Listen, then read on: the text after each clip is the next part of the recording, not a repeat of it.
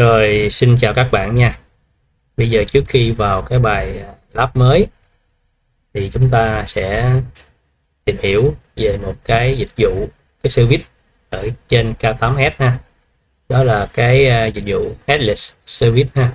Thì các bạn nhớ là khi mình tạo cái stateful set cho cái bot mà database Postgres đó, thì mình đã sử dụng một cái service là Headless. Thì cái đó là cái gì? Đầu tiên chúng ta cần phải hiểu là giữa các bot khi mà nó giao tiếp với nhau, nó sẽ phân giải cái IP thông qua các service mình đã từng học ha. Đó, ví dụ như là Nodebot, Cluster IP nè, hoặc là load balancing đó. Thì khi mình dùng các dịch vụ đó, nó sẽ tạo ra cho mình một cái virtual IP, nó hay gọi là cluster IP đó, để phân giải nội bộ đó. Thì giữa các bot nó sẽ nói chuyện với nhau thông qua cái IP được phân giải thông qua cái service ha. Rồi thì cái headless service này, giống như bài lab trước, khi mà mình triển khai thì mình thấy là nó tạo ra, nhưng mà nó không có một cái cluster IP nào cả đó. Thì nó sẽ phân giải như thế nào? Thì đầu tiên mình phải hiểu cái cú pháp để phân giải ở trong K8s, là nó theo một cái format thế này, là service name, rồi tới cái namespace, rồi xong tới hậu tố phía sau là svc cluster local ha. Thì thông thường mình có thể bỏ cái hậu tố đi, mình không cần cái hậu tố này đó, mình chỉ quan trọng là phía trước này thôi đó. Thì trong trường hợp các bot nó ở cùng một cái namespace với nhau, thì mình có thể lược bỏ luôn cái phần namespace này, mình chỉ cần gọi cái service name thôi, ví dụ là nslookup, rồi cái service name là Postgres hay là gì đó ha. Còn trừ trường hợp mà hai bot nó nằm ở hai cái namespace khác nhau, thì mình phải điền thêm cái namespace nằm phía sau ha đó.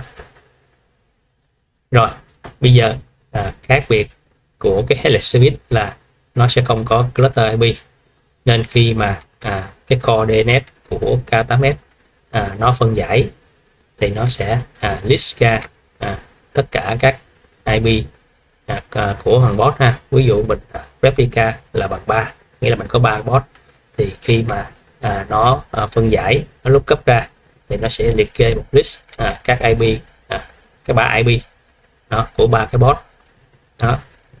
Thì mỗi lần mà mình lookup á, thì cái danh sách 3 cái IP đó nó sẽ xáo trộn cái thứ tự ra đó. Nó giống như là khi mà mình lookup cái IP của google.com, mình thấy hệ thống nó sẽ trả về một list rất là nhiều cái IP Google ha. Rồi ví dụ mình lookup lần nữa, thì mình sẽ thấy cái thứ tự của những IP đó nó thay đổi nha. Ví dụ lần đầu là IP A, lần 2 thì nó sẽ IP B đó. Thì các client nó sẽ thường sử dụng cái IP đầu tiên khi mà nó lookup ra ha. Ví dụ mình google.com, mình lookup ra cái IP, danh sách nguyên một danh sách cái IP, thì ví dụ cái IP đầu tiên là A, thì khi mình dùng lệnh binh thì nó sẽ lấy cái IP A ra ha. Rồi thì nó cũng tương tự trên K8s cũng giống vậy. Thì ví dụ cái bot đó, khi mà nó phân giải cái service mà headless đó, nó ra một dãy 3 cái IP của cái bot, thì cái IP nào ở đầu tiên thì nó sẽ sử dụng ha. Rồi tại sao cái database mình không sử dụng cái cluster IP, mình phải sử dụng cái headless service? Thì nó có lý do ha. Thì như mình nói ở bài trước, thì cái database khi mà mình tạo ra replica bằng 2, thì nó sẽ tạo ra 2 bot. Thì 2 bot đó nó sẽ có 2 cái database độc lập với nhau ha. Nghĩa là nếu mình insert một cái giá trị nào đó, một cái data nào đó trên cái bot 1, thì khi mình vô cái bot 2 mình kiểm tra thì mình sẽ không thấy cái giá trị đó có trong database ha. Đó, thì cái này một lát nữa mình sẽ test cho mấy bạn xem. Đó. Rồi, tiếp theo là với cái cách mà mình dựng cái database á, thì mình sẽ thường là sử dụng theo một cái phương pháp gọi là database cluster ha. Nghĩa là ví dụ mình có ba cái bot tương ứng là ba cái database là 0, 1, 2, thì thường nó sẽ, khi mà mình bộ chọn á, thì thường mình sẽ chọn cái database 0 là database primary, là để mình ghi cái dữ liệu vô ha. Đó, còn hai cái database còn lại nó chỉ đọc thôi, chỉ là replica thôi. Đó,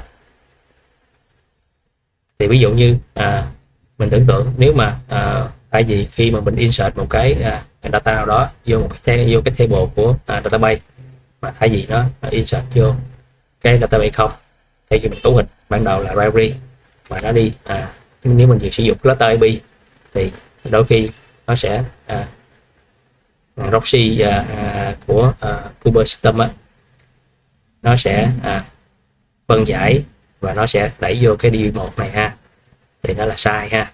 Đó, nghĩa là đối với database thì nó hơi nhạy cảm về vấn đề khi mình triển khai cái cluster. Đó thì bắt buộc là hầu như khi mình insert dữ liệu nó phải insert vô cái primary. Đó, nên mình sẽ sử dụng headless service để tránh cái trường hợp đó ha. Rồi, tóm tắt lại, đối với cluster IP sinh ra khi mình tạo cluster IP service, node service hoặc load balancer, thì cái thằng Kuber proxy nó sẽ dùng cái IP cluster này nó để nó load balancing giữa các bot ha. Đó, ví dụ như mình vô đây nè, mình vô service này. Đó, mình thấy cái này nó có cluster IP nè. Đó. Đó, còn cái headless này nó không có cluster IP nha, cluster IP là trống ha. Đó, ví dụ hai thằng này nó có cluster IP nè. Đó. Ngay cả khi noteboard nó cũng có cluster IP ha. Ví dụ mình kiểm tra cái thằng ingress exit, nó là dạng noteboard. Đây, đó là noteboard đúng không? Nhưng mà khi mình bấm vô nó vẫn có một cái cluster IP. Đó. Đó. Thì khi mà mình lookup thì nó sẽ lookup ra cái IP này nha. Rồi thằng proxy nó sẽ tự động nó sẽ phân phối cái traffic đi vào cái bot nào để nó load balancing nha. Đó. Còn thằng headless service thì nó sẽ không có cái IP này, nên khi lookup ra thì nó sẽ list ra một dãy IP của các bot ha.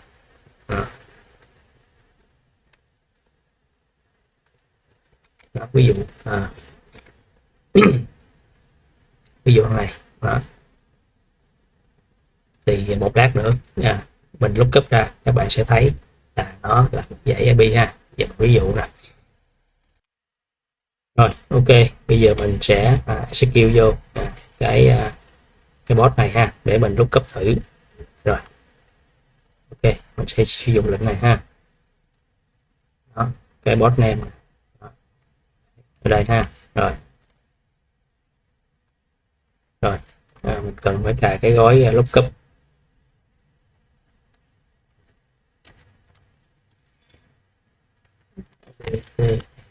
Update.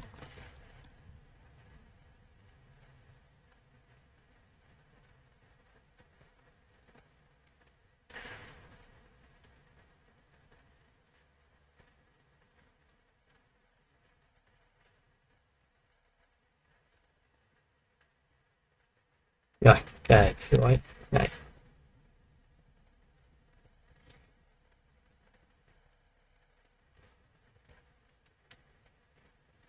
Rồi, mình vô cái service để mình coi cái tên này ha.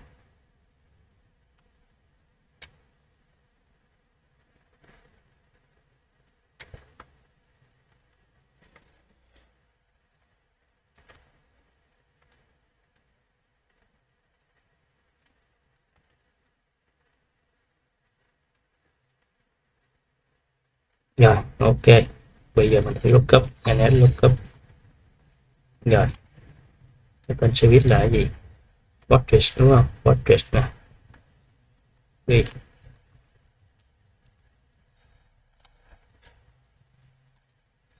Đó.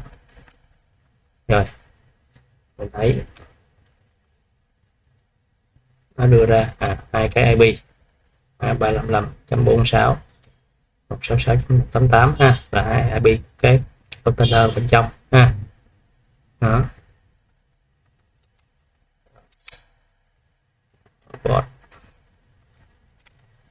đây 10 3546 46 với 188 đúng không? Đây 46 này với 188 nè. Đó, bây giờ mình thử lookup lại nha. Đó, mình thấy nó đổi thứ tự không? 188 nhảy lên, 46 nhảy xuống. Đó, ok ha. Rồi bây giờ mình thử lookup cái thằng front end thử ha. Rồi service thằng front end đâu? Service của front end. Đây, front end cái tên service là vậy ha. Bây giờ mình copy. Rồi.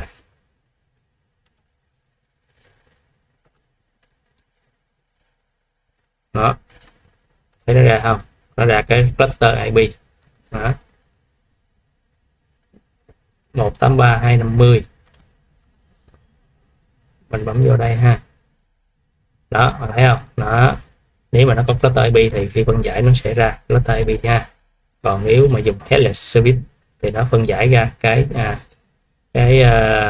gọi là cái container IP ha. Đó, cái container IP của mình boss nó. Rồi ví dụ bây giờ mình thử một cái namespace khác nha. Rồi ví dụ nCDID đi. Rồi mình chịu service. Rồi thằng nCDID controller ở namespace lại nCDID ha. Rồi nó là dạng noteboard nhưng mà nó vẫn có IP đúng không? Bây giờ thử copy nó. Copy. Rồi. Rồi.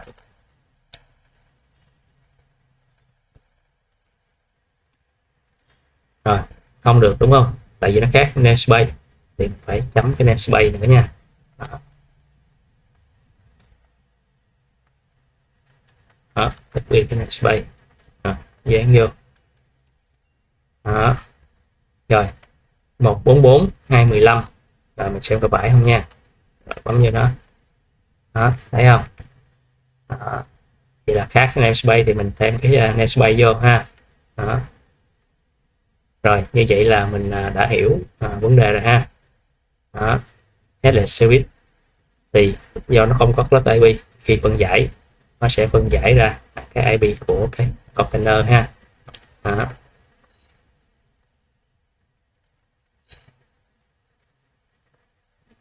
Đó.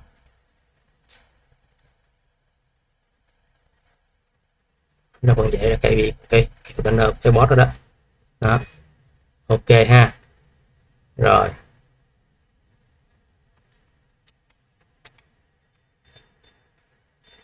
Rồi bây giờ mình sẽ chứng minh là cái database đó nó là hai cái database độc lập trên hai cái boss ha. Rồi bây giờ mình sẽ execute vào cái máy boss số 0, rồi mình sẽ insert thêm database ha. Rồi, cũng sử dụng cái cú pháp này luôn. Đây để mình trên rancher luôn đi, thử coi. Bỏ này đi, chống bớt rồi máy không này ha. Được.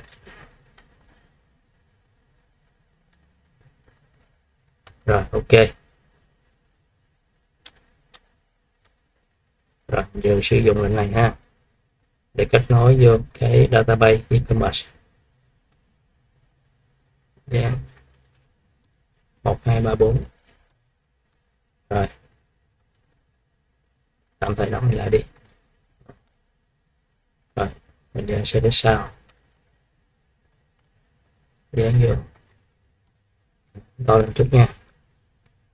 Rồi hiện tại là nó chỉ có hai cái data thôi. Bây giờ tạo thêm một cái data nữa ha. Rồi ví dụ mình sẽ insert vô cái này ha, cái smartwatch này. Rồi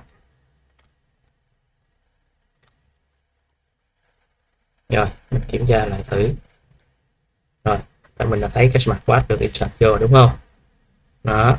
Rồi bây giờ mình qua cái máy một, kiểm tra có không nha. Rồi máy 1 đây. Rồi mình cũng sử dụng lệnh này ha.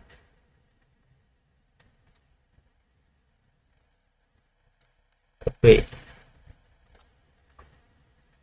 vô 2 3 4, gọi lên một chút. Rồi mình select ha, query nó ra. Rồi thấy không, nó là một cái database độc lập, giấy kia nó không có đúng không. Đó. Ok. Rồi bây giờ vấn đề đặt ra là nếu bây giờ mà cái mình xóa cái bot không đi, bây giờ hiện tại cái bot không là cái bot đang có 3 cái dữ liệu đúng không, là thêm cái smartwatch. Bây giờ mình xóa đi thì hệ thống sẽ tự tạo lại, thì mình sẽ kiểm tra xem là nó còn hay không ha.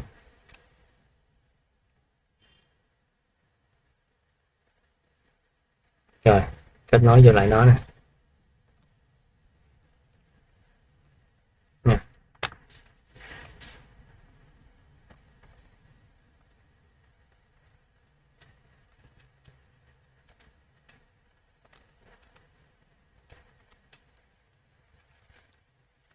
Rồi mình qua đi nha.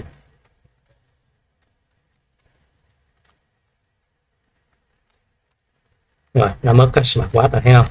Rồi như vậy vấn đề đặt ra là hiện tại cái data của mình nó đang nằm chết cứng ở trong cái bot ha. Thành ra khi mà cái bot nó mất đi hoặc nó bị restart thì nó sẽ mất ha. Do đó giờ để giải quyết cái vấn đề mình không bị mất dữ liệu thì mình phải nghĩ là giống như ở cái bài Docker đúng không, mình phải byte mount để mình share cái folder từ cái host vô trong cái container của mình. Đó thì ở bên Catalyst thì nó cũng na ná như vậy ha. Thì thay vì là nó sẽ share với cái host thì bây giờ mình sẽ tưởng tượng là mình sẽ dựng một cái con NAS ha. Đó. Ví dụ một cái storage đó, một cái con NAS đó. Đó. Thì sau đó là mình sẽ móc nối con NAS đó với lại cái cụm Catalyst của mình ở đây. Rồi mình sẽ kết nối cấu hình để cái stateful set này nè. Đó nó sẽ chỏ cái phần data của cái database, chỏ vô một cái folder mình tạo trên cái con NAS đó ha. Đó, thì ví dụ sau này có việc gì nữa thì mình vẫn có được cái data ở trên cái con NAS để mình backup ha. Rồi như vậy trong KTMS nó sẽ có một cái định nghĩa mới gọi là static provision hoặc là dynamic provision ha. Đó.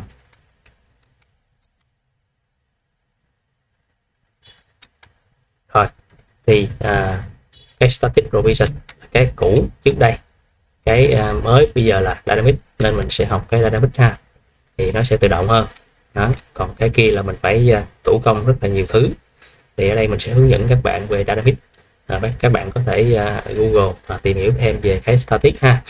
Rồi với dynamic provision thì mình sẽ có 3 thành phần chính là storage class, PVC hay viết tắt của chữ persistent volume claim ha, và PV là persistent volume. Rồi thì quan hệ của chúng là theo cái thứ tự là PVC, storage class và PV ha. Rồi storage class là gì? Là một cái template mô tả cách mình tạo ra cái storage ha. Đó, nghĩa là ví dụ mình có một cái con NAS có một cái IP đó, thì storage đó nó sẽ định nghĩa cái IP đó để nó hiểu được ha. Đó thì mình nhìn ở đây nè, có cái hình mình nhìn cái hình này trước đây cho dễ nè, dễ hình dung ha. Đây, tưởng tượng đây là một cái con NAS server ha. Đó, thì mình sẽ cấu hình một cái storage class ở trên K8s đó, để nó hiểu được cái con NAS server này. Thì ở đây mình sẽ cấu hình IP và mình đặt tên đó, ví dụ vậy ha. Rồi tiếp theo là nó sẽ vô tới cái PVC đó. Rồi cái PVC là ở đây là mình sẽ định nghĩa là cái dung lượng mà cái board mình yêu cầu ví dụ cái board mình có yêu cầu 5 GB lưu trữ thì mình sẽ tạo một cái dung lượng trên đây, mình khai báo nó ha. Rồi mình khai báo cái mod đó, cái access mod nó là được ghi hay là chỉ là read only hay là được write only hay là đọc nhiều, ví dụ như nhiều board cùng đọc được trên cái PVC này, hoặc là chỉ một PVC chỉ được một board được đọc thôi đó, ví dụ vậy ha. Rồi còn cái PV này là cái tự động nó sẽ sinh ra, nhưng mình không cần quan tâm về nó lắm ha. Còn với static thì cái này mình phải manual mình tạo bằng tay đó. Thì với Dynamic thì mình chỉ quan tâm là cái storage class và PVC thôi. Rồi ok, mình sẽ đã hiểu cái luồng ha đó. Rồi đó.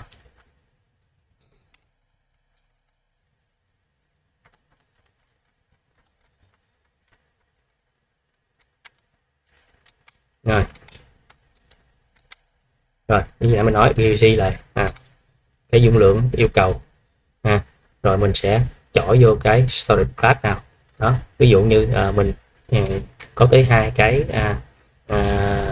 con NAS server đó, thì mình sẽ có 2 cái định nghĩa riêng cho nó. Một cái định nghĩa ví dụ một cái storage class đầu tiên là sẽ link tới cái con NAS server số 1, cái storage class thứ hai thì sẽ link tới con server NAS thứ hai ha. Thì cái PVC nó phải định nghĩa xem là cái dữ liệu của cái board đó nó sẽ lưu lên cái con NAS server nào, nó đại khái là vậy ha.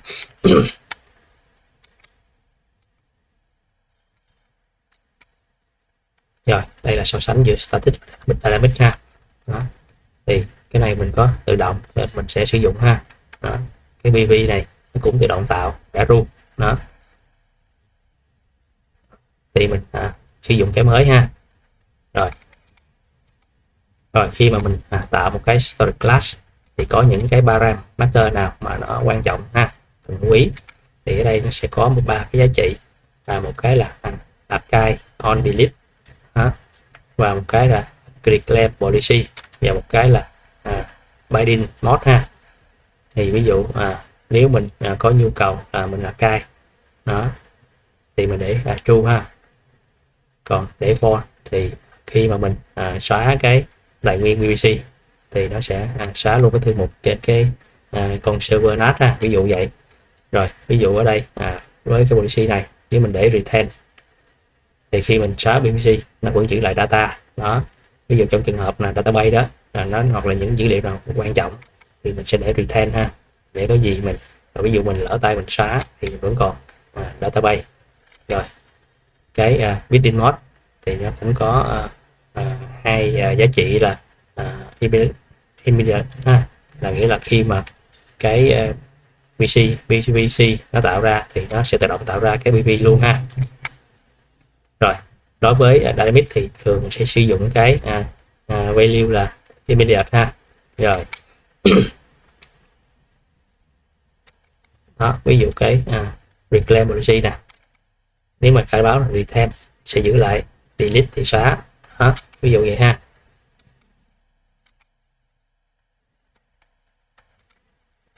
Đó. Rồi cái binding mode đó, thì nếu mà để immediate thì nó sẽ tạo ra cái PV ngay lập tức ha. Thì đa phần mình sẽ sử dụng cái này ở trong áp dụng cho Dynamic ha. Rồi nó còn có một cái chữ hai là wait for first consumer, nghĩa là chỉ tạo khi có yêu cầu đó. Rồi khi mình tạo cái PVC thì hồi nãy trong cái hình nó có thấy là nó có phần gọi là asset mode ha, đó là để nó quy định là một cái board được ghi vô cái là mình có cho phép là nhiều cái board được ghi hay đọc vô chung một cái PVC hay không Đó,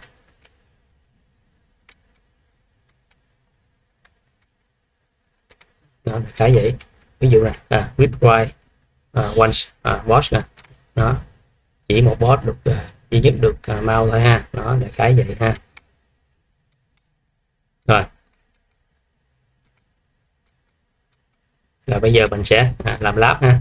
Mình sẽ sử dụng dynamic provision cho cái database Postgres của mình ha. Rồi bây giờ ở đây mình không có con NAS thì mình sẽ sử dụng cái con máy ảo Docker. Vậy mình sẽ cài dịch vụ NAS lên ha. Thì ở đây mình sẽ sử dụng cái gọi là NSX server. Đó. Rồi bây giờ mình sẽ cài cái NSX server lên cái con Docker ha, trên máy Docker ha.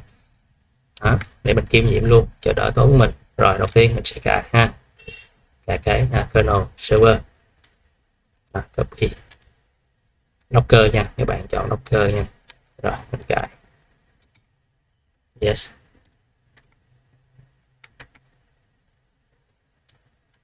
Rồi.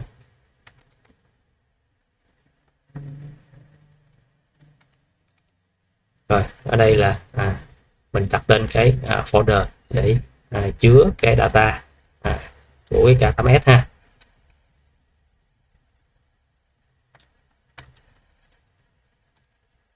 Rồi, mình chọn quyền đó như ai cũng có được truy cập ha. Rồi export ra mình sẽ quyền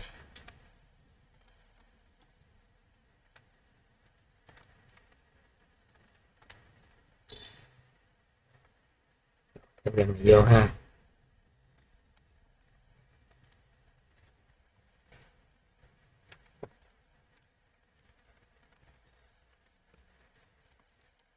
Rồi.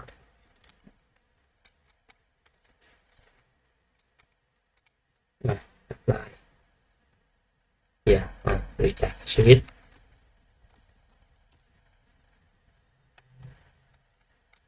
Rồi, trên ba node mình cần phải cài cái client ha, dịch vụ client gọi là NS command đó. Mình cài này trên ba node nha.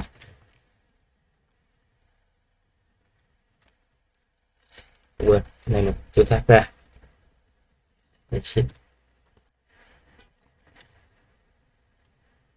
Rồi, cài.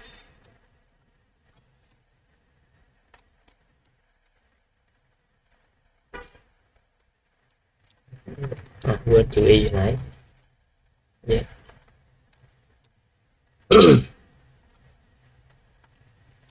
Ok. Ok.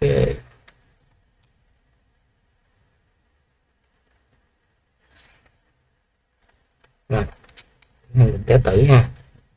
Rồi, cái con máy Docker là IP là 93.100, bây giờ nó kim luôn là NS server ha. Bây giờ mình show mouse thử có được không ha. Trên ba con. Đó, ok nè, đó. Ok. Ok. Ok ha. Rồi. Rồi. Bắt đầu mình tiến hành mình cài cái dịch vụ ở trên cái cụm K8S ha. Rồi đầu tiên mình cần cài cái ham này ha. Mình cài trên một node thôi. Bây giờ mình chọn node 1 đi.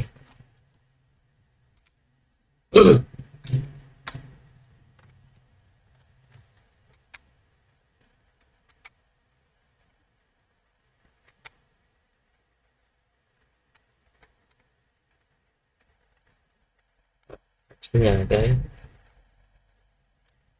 SCT phục hết là cái này ha, cho nó đúng ha. Nhiều khi lát nữa nó sẽ sai.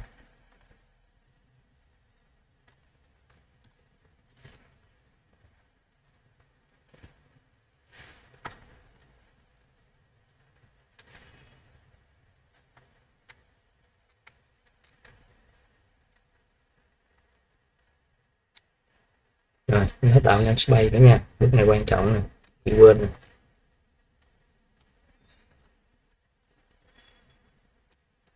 Rồi, ok. Ép cái repo vô ha.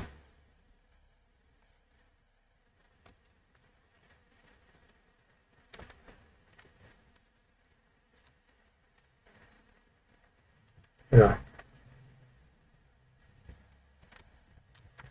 tiến hành mình cài ha. Mình cài này thì nó giống như mình cài cái launcher lần trước vậy đó, thì nó sẽ tạo ra một mớ service ở trên cái CataMesh ha. Cái phim này thì chắc không. Rồi mình nhớ lưu ý nha, đây có hai giá trị lưu ý nè. Cái này là IP của cái NS server, còn cái này là cái đường dẫn tới cái thư mục ha. Đó. Rồi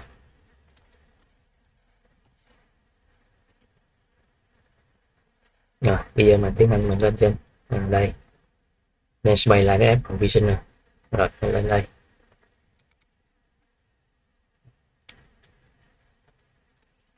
NFF, chọn nó ha, bỏ đây đi. Rồi mình sẽ thấy nó có cái mục element nè. Đó, nghe không? Nó có một cái box sinh ra nè. Đó. Cái này mình cho nó rep là 2 luôn đi ha, tại nó dùng chung mà, cả cụm mà. Đó, mình cho nó 2 ha. Rồi service. Đó. Rồi 2 rồi ha. Ok.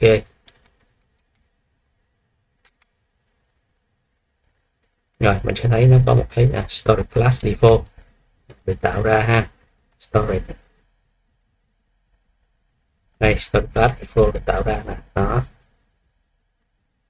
Rồi nó đặt tên là NFS client ha, thì mình có thể sử dụng nó, hoặc là mình có thể sử dụng theo một cái mình tạo ra ha. Đó, giống như hồi nãy mình nói vậy đó. Đó. Rồi dùng edit nè.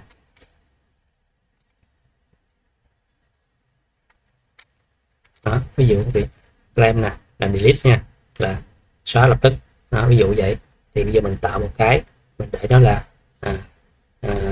retain ha, nhìn cho database, thì mình muốn database nó được, data của database nó được giữ lại. Nếu mình lỡ tay mình xóa, đúng không, thì lát nữa mình test mình xóa database mình sẽ thấy ha. Rồi bây giờ mình sẽ tạo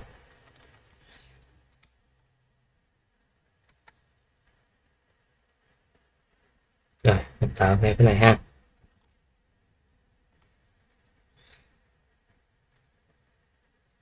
Rồi ở đây mình lưu ý cái provision là cái giá trị chỗ này ha. Cái giá trị này nó phải giống với cái giá trị của cái storage default tạo ra lúc nãy ha, thì nó mới link vô được cái NAS server của mình ha. Rồi sẽ nhận lại ha.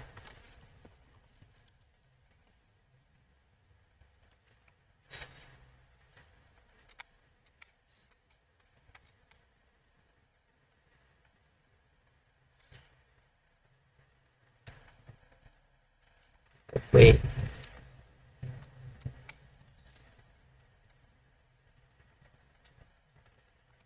Rồi cái storage này nó không có phân biệt cái namespace, tại nó là xài chung, ra mình không cần khai báo namespace, cũng cần chọn ở namespace đây ha.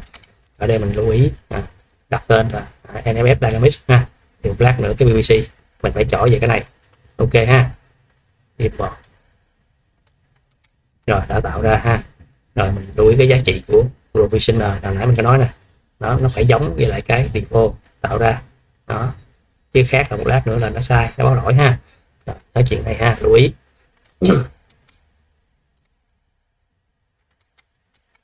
Rồi bây giờ mình sẽ tạo cái PVC ha, thì cái PVC mình sẽ tạo ở trong cái YAML của cái stable set luôn ha. Mình sẽ sử dụng cái template PVC, thành ra khi mà mình chỉnh sửa cái file YAML và mình apply lại thì nó sẽ tự tạo cái PVC cho mình luôn. Rồi đấy, đây mình sử dụng cái volume claim template nè, đó là tạo cái PVC đó. Đó rồi ở đây mình thấy cái chuyện gì, khúc trên này thì bình thường ha, giống với lần trước không khác gì. Ở đây bắt đầu khác cái chỗ là cái volume mount đó, thì mình lưu ý cái name ha, cái name này với cái name chỗ này phải giống nhau nè. Đó rồi ở trong cái con bot database thì cái vị trí mà lưu cái data là nó nằm ở đây ha, nghĩa là mình phải móc cái data đang nằm cứng ở trong trong cái con boss này. Đó, mình sẽ quăng nó ra cái folder ở phía ngoài của của cái server ha. Đó là cái thư mục này nè. Đó, mình sẽ quăng nó vô cái thư mục này nè. Đó rồi ha. Rồi asset mode là read write many, nghĩa là mình cho bot đọc ghi vô trong đây ha. Đó rồi NFS dynamic nha. Rồi kiểm tra lại có phải không đấy nha. Đó mình phải chỏ vô cái class name, cái storage class đó, giống như vậy ha. Rồi mình set cho nó là cái quota của cái lưu trữ này là 5 GB ha. Đó, mình chỉ chứa được 5 GB data cho cái database Postgres này thôi. Đó rồi, đại khái là vậy ha. Rồi.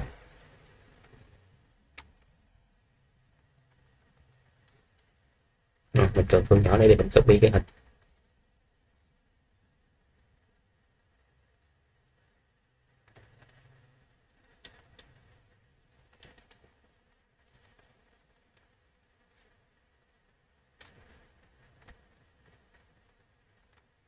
Chạy nó mất rồi.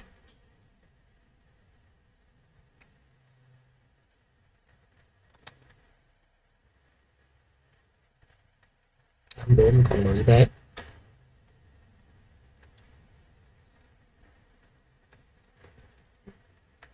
Xem xíu nữa. Rồi, copy.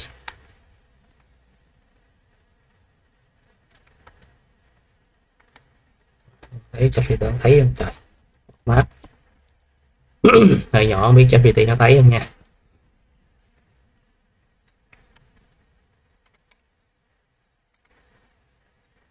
Rồi ngó lại coi có sai khác gì không ha. Rồi ok.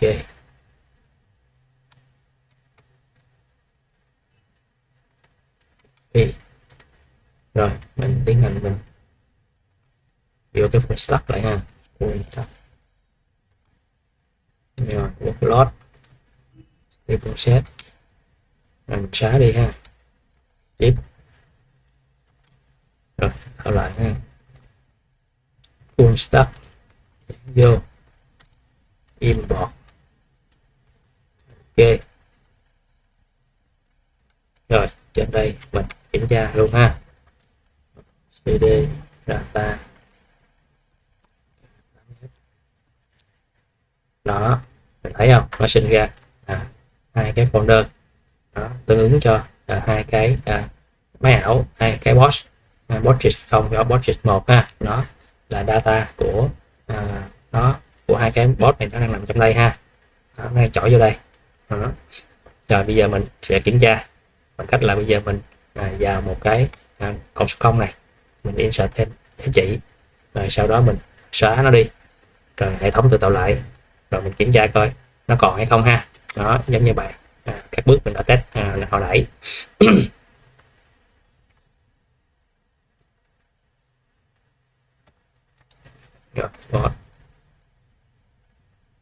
Rồi ok, bây giờ mình sẽ vào ha. Rồi sử dụng bên này, nhưng mà mình phải đổi lại cái chút cái bật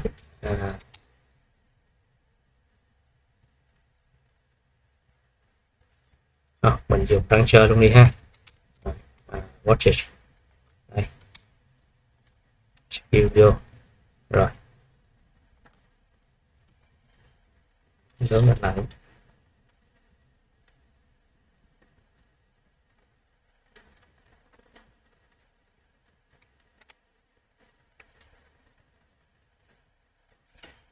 Yes.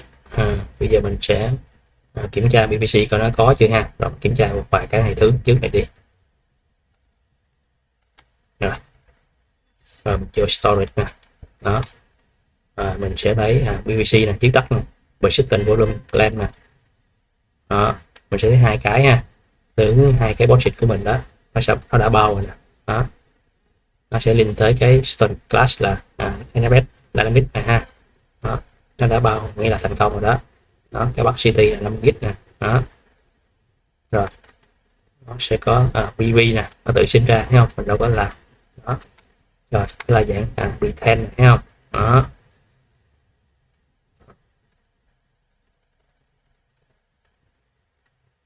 Rồi ok.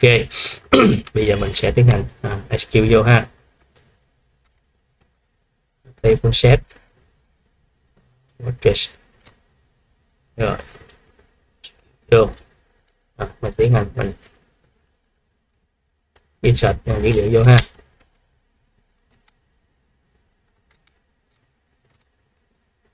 Dùng một lần này copy dán 1 2 3 4. Rồi mình insert dữ liệu vô luôn ha, không cần phải query coi chi, insert luôn.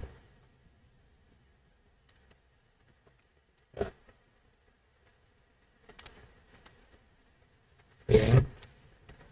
Rồi mình query coi có chưa ha.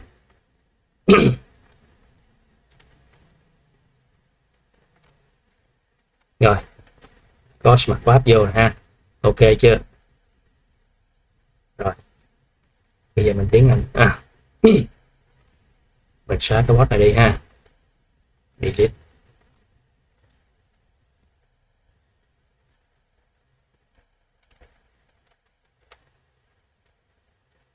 Rồi nó đã tạo lại rồi, với 6 giây nè, nó đã tạo lại rồi. Rồi mình tiến hành sử dụng đó ha. Rồi cũng sử dụng link trên đây. Yeah.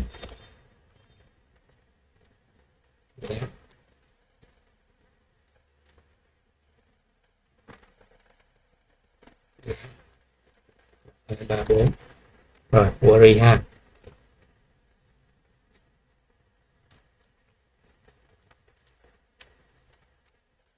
Rồi smart path vẫn còn ha. Rồi vậy là chứng minh mình đã share cái data ra phía ngoài. Ok ha. Rồi bây giờ mình sẽ test thử, mình xóa luôn cả cái stateful set này để mình xem thử là cái data này còn hay không ha. Bây giờ mình sẽ xóa nè, delete. Rồi đợi chút xíu ha. Rồi mất rồi đó. Rồi bây giờ mình xem đây ha, có còn không. Đó, vẫn còn đúng không. Đó. Dung lượng vẫn còn ha, không bị mất dung lượng. Đó, dung lượng vẫn còn. Đó. Rồi bây giờ mình tiến hành mình tạo lại ha.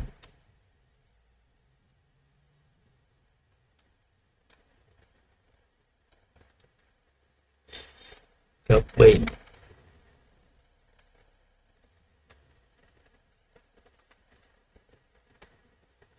Full stack import.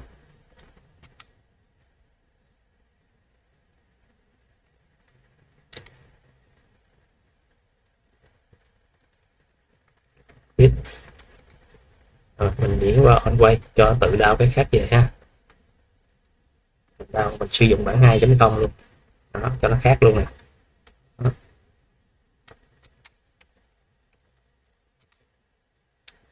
Rồi bây giờ mình sẽ kiểm tra cái con số 0 coi cái dữ liệu đó là 3 có smart path không ha, hay là nó mất đi ha. Rồi cho nên được 6 giây. Ok, fill vô. Rồi copy dán 2 3 4 bao lần chút. Rồi query đó ha.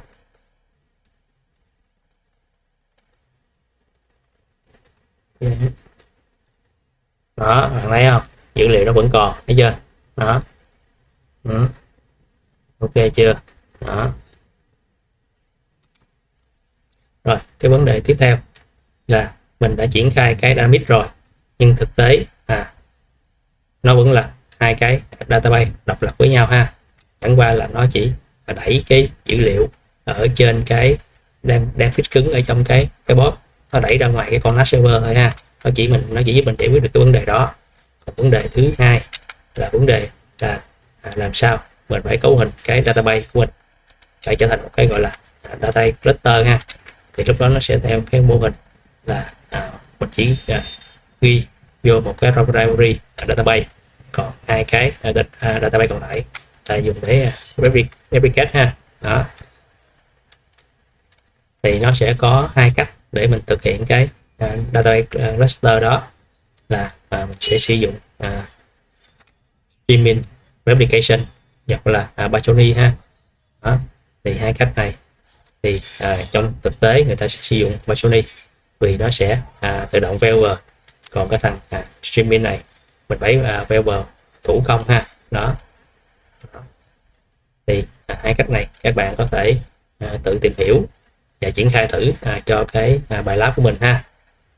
Rồi, ok, rồi hẹn các bạn ở cái bài lab sau liên quan tới cái vấn đề biến môi trường ha. Rồi, cảm ơn các bạn đã xem video của mình. Bye bye các bạn nha.